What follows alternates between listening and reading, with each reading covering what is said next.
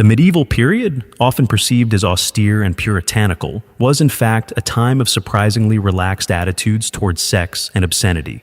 Contrary to modern stereotypes, medieval people engaged openly with sexuality, as evidenced by street names like Grape Lane, a reference to prostitution, and the prevalence of public bathhouses, which doubled as spaces for commercial sex.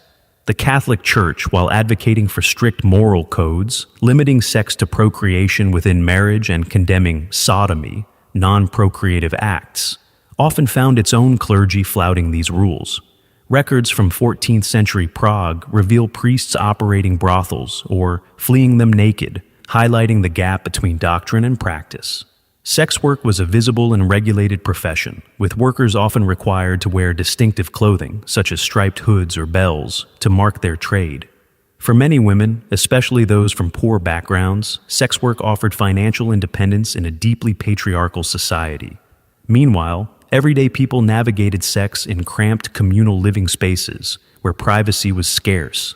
Queer identities and non-normative sexual practices also existed.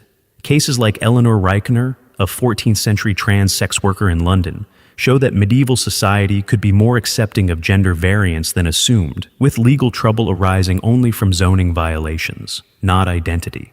The upper classes enjoyed more privacy, with lavish beds like King Edward I's four-poster offering secluded spaces for intimacy. Royal sex was a public affair, however, as seen in the bedding ceremony, where courtiers witnessed newlyweds being put to bed to ensure consummation, a necessity for dynastic legitimacy. Literature reflected diverse attitudes, from the refined adultery of courtly love to the raunchy humor of Chaucer's The Miller's Tale, which featured fart jokes and sexual escapades. Even religious pilgrimages had a playful side, with phallic badges and vulva-shaped souvenirs, hinting at a culture that mingled piety with pleasure. Ultimately, medieval sexuality was a mix of repression and revelry, where people found ways to enjoy themselves despite, or in defiance of, the church's dictates. From streetwalkers to nobles, sex was a public, humorous, and often unapologetic part of daily life.